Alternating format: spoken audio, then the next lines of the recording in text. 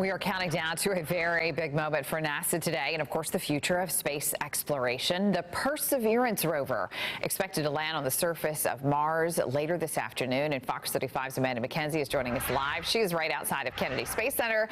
And Amanda, a very special viewing event planned for there today.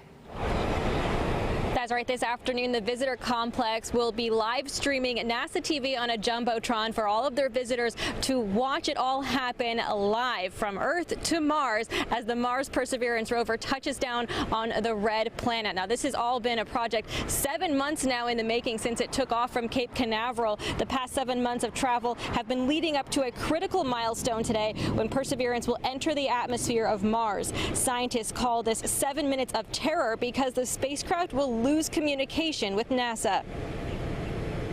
We hear back from the rover, so they get connection, they get that correct telemetry data back from Perseverance, and they know that she's made it, that she is in her right spot, and that they can continue on with the mission.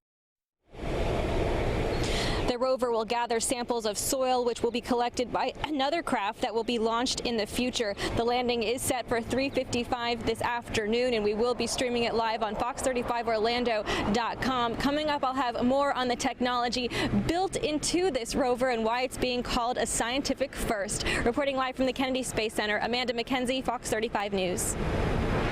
Amanda, thank you. And of course, keep it right here on Good Day Orlando in our 8 o'clock hour. A chief engineer with NASA is going to join us live to go into more specifics about the landing. We can ask him about those 7 minutes of terror as well. Then at 9, a planetary scientist from UCF will join us to share why this mission is so important for Mars research, right? Yeah, look at